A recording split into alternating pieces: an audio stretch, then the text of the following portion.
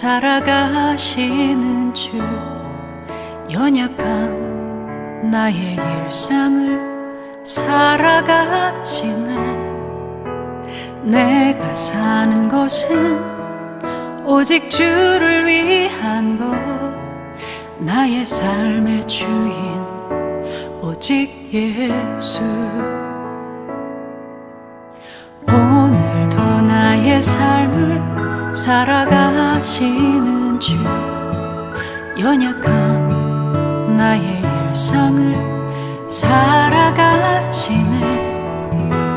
내가 사는 것은 오직 주를 위한 것, 나의 삶의 주인 오직 예수.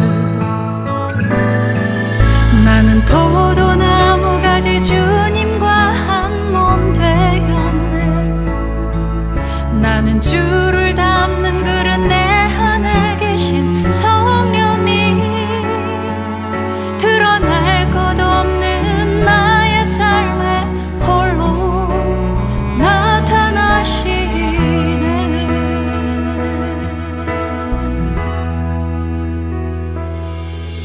사랑으로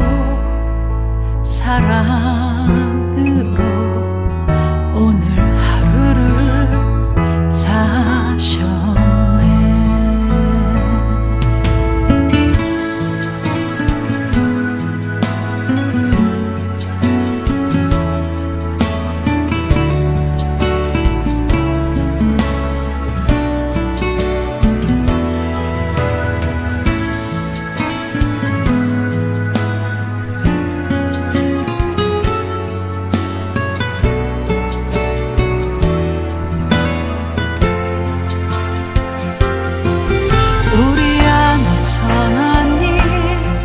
시작하신 주, 주님 닮도록 우릴 영원히 인도하시는, 내가 확신하기는 멈추지 않으리. 홀로 영광 받으실 그날까지. 나는 포도나무 가지 주님과 한 몸 되었네. 나는 주를 담는 그릇, 내 안에 계신 성령님, 드러날 것 없는 나의 삶에 홀로 나타나시네.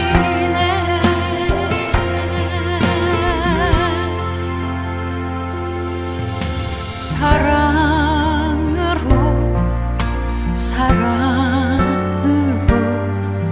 오늘 하루를 사셨네. 사랑으로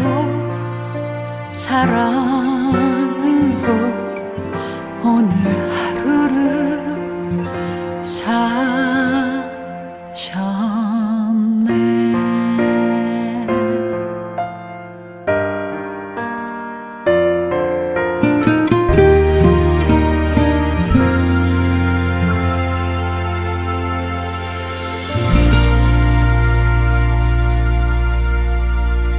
오늘 함께 묵상할 말씀은 역대하 10장 1절로 19절 말씀입니다. 1절. 르호보암이 세겜으로 갔으니 이는 온 이스라엘이 그를 왕으로 삼고자 하여 세겜에 이르렀음이더라. 느밧의 아들 여로보암이 전에 솔로몬 왕의 낯을 피하여 애굽으로 도망하여 있었더니 이 일을 듣고 여로보암이 애굽에서부터 돌아오매 무리가 사람을 보내어 그를 불렀더라. 여로보암과 온 이스라엘이 와서 르호보암에게 말하여 이르되, 왕의 아버지께서 우리의 멍에를 무겁게 하였으나 왕은 이제 왕의 아버지께서 우리에게 시킨 고역과 매운 무거운 멍에를 가볍게 하소서. 그리하시면 우리가 왕을 섬기겠나이다. 르호보암이 왕에게 대답하되 3일 후에 다시 내게로 오라 하매 백성이 가니라. 르호보암 왕이 그의 아버지 솔로몬의 생전에 그 앞에 모셨던 원로들과 의논하여 이르되 너희는 이 백성에게 어떻게 대답하도록 권고하겠느냐 하니 그들이 대답하여 이르되 왕이 만일 이 백성을 후대하여 기쁘게 하고 선한 말을 하시면 그들이 영원히 왕의 종이 되리이다 하나 왕은 원로들이 가르치는 것을 버리고 그 앞에 모시고 있는 자기와 함께 자라난 젊은 신하들과 의논하여 이르되 너희는 이 백성에게 어떻게 대답하도록 권고하겠느냐. 백성이 내게 말하기를 왕의 아버지께서 우리에게 매운 멍에를 가볍게 하라 하였느니라 하니 함께 자란 젊은 신하들이 왕께 말하여 이르되 이 백성들이 왕께 아뢰기를 왕의 아버지께서 우리의 멍에를 무겁게 하였으나 왕은 우리를 위하여 가볍게 하라 하였은즉 왕은 대답하시기를 내 새끼손가락이 내 아버지의 허리보다 굵으니 내 아버지가 너희에게 무거운 멍에를 매게 하였으나 이제 나는 너희의 멍에를 더욱 무겁게 할지라. 내 아버지는 가죽 채찍으로 너희를 치셨으나 나는 전갈 채찍으로 하리라 하소서 하더라. 3일 만에 여로보암과 모든 백성이 르호보암에게 나왔으니 이는 왕이 명령하여 이르기를 3일 만에 내게로 다시 오라 하였음이라. 왕이 포악한 말로 대답할세 르호보암이 원로들의 가르침을 버리고 젊은 신하들의 가르침을 따라 그들에게 말하여 이르되 내 아버지는 너희의 멍에를 무겁게 하였으나 나는 더 무겁게 할지라. 내 아버지는 가죽 채찍으로 너희를 치셨으나 나는 전갈 채찍으로 치리라 하니라. 왕이 이같이 백성의 말을 듣지 아니하였으니 이 일은 하나님께로 말미암아 난 것이라. 여호와께서 전에 실로 사람 아히야로 하여금 느바세 아들 여로보암에게 이르신 말씀을 응하게 하심이더라. 온 이스라엘은 왕이 자기들의 말을 듣지 아니함을 보고 왕에게 대답하여 이르되 우리가 다윗과 무슨 관계가 있느냐. 이새의 아들에게서 받을 유산이 없도다. 이스라엘에 각각 너희의 장막으로 돌아가라. 다윗이여 이제 너는 내 집이나 돌보라 하고 온 이스라엘이 그들의 장막으로 돌아가니라. 그러나 유다 성읍들에 사는 이스라엘 자손들에게는 르호보암이 그들의 왕이 되었더라. 르호보암 왕이 역군의 감독 하두람을 보냈더니 이스라엘 자손이 저를 돌로 쳐 죽인지라. 르호보암 왕이 급히 수레에 올라 예루살렘으로 도망하였더라. 이에 이스라엘이 다윗의 집을 배반하여 오늘날까지 이르니라. 아멘. 오늘 말씀의 제목은 지도자의 자질입니다. 오늘 본문은 솔로몬 사후 통일 이스라엘이 남과 북으로 나누어지게 된 배경에 대한 말씀입니다. 솔로몬의 아들 르호보암은 그의 지도력을 잘못 발휘하여 나라를 둘로 나누어지게 하는 그런 우를 범하게 됩니다.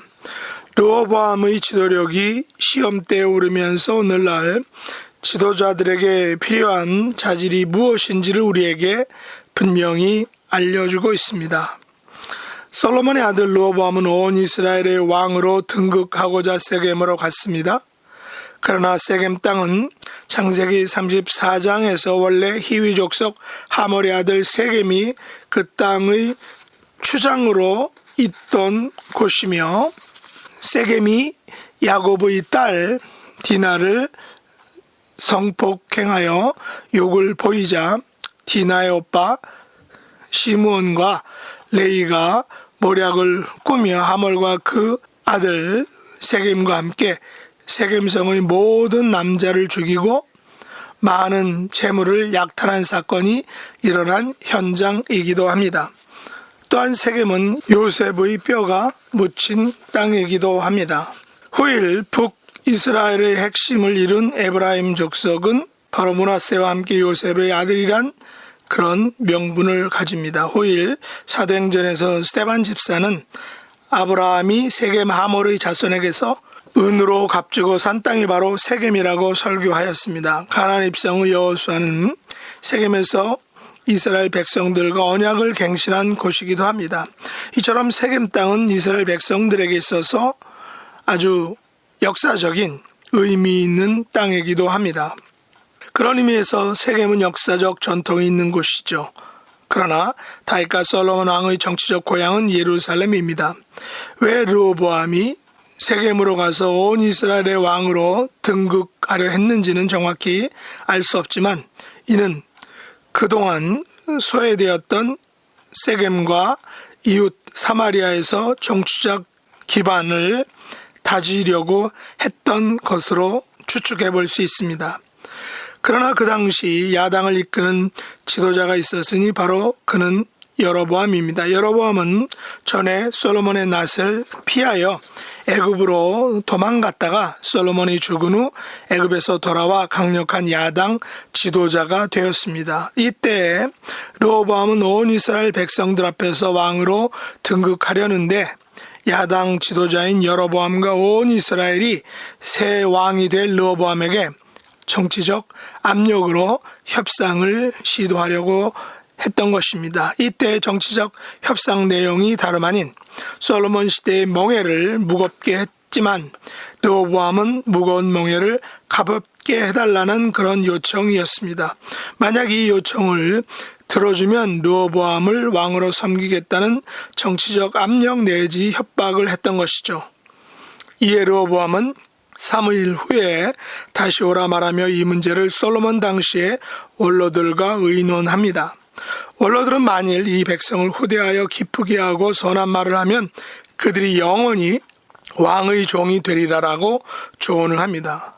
그러나 르호보암은 원로들의 가르침을 버리고 자기와 함께 자라난 젊은 신하들에게 또다시 조언을 구하게 됩니다.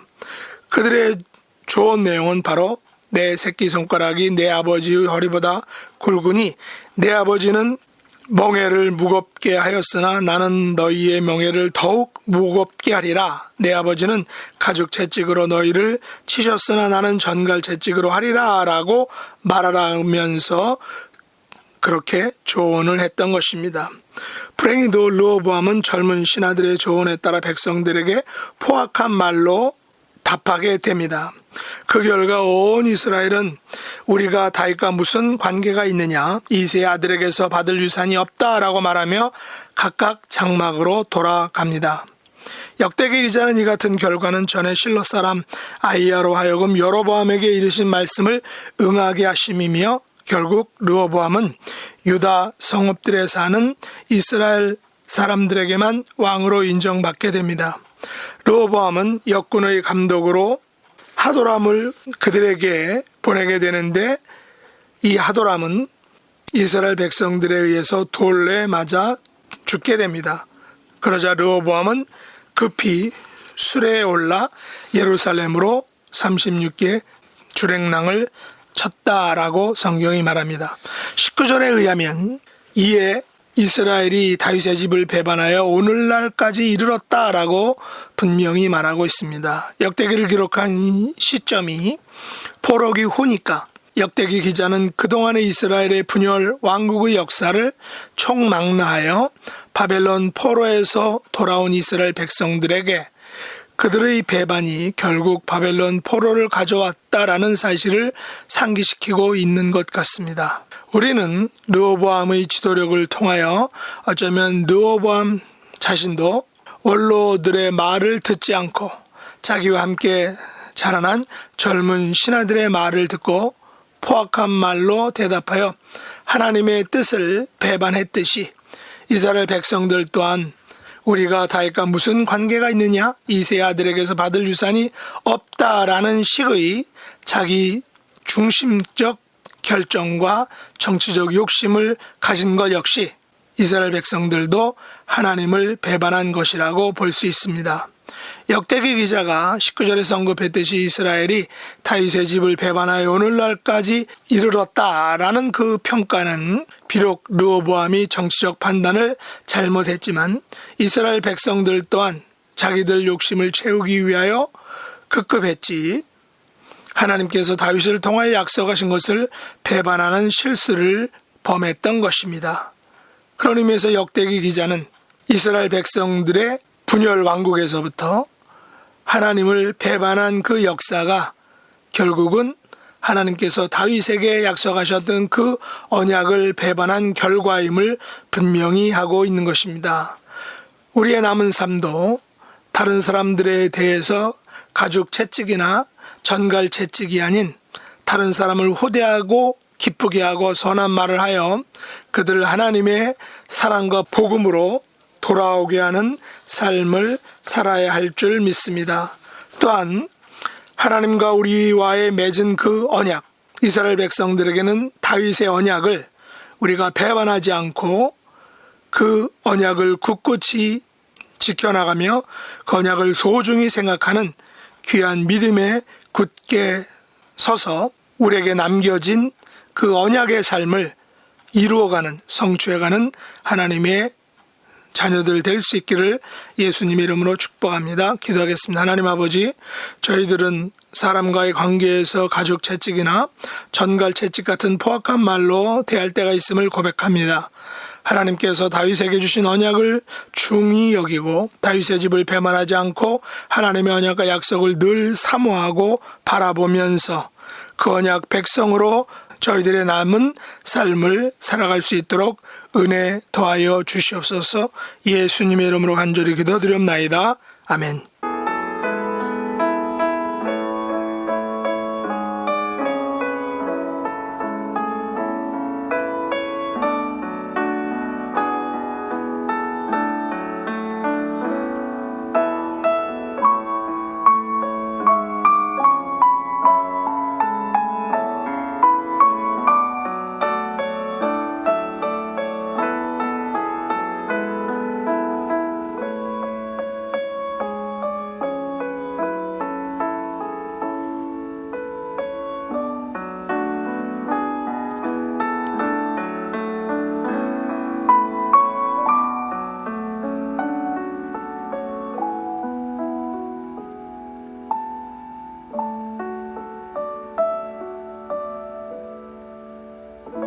하늘에 계신 우리 아버지여, 이름이 거룩히 여김을 받으시오며 나라에 임하옵시며 뜻이 하늘에서 이룬 것 같이 땅에서도 이루어지이다. 오늘날 우리에게 일용할 양식을 주옵시고 우리가 우리에게 죄 지은 자를 사하여 준 것 같이 우리 죄를 사하여 주옵시고 우리를 시험에 들게 하지 마옵시고 다만 악에서 구하옵소서. 대개 나라와 권세와 영광이 아버지께 영원히 싸움나이다. 아멘.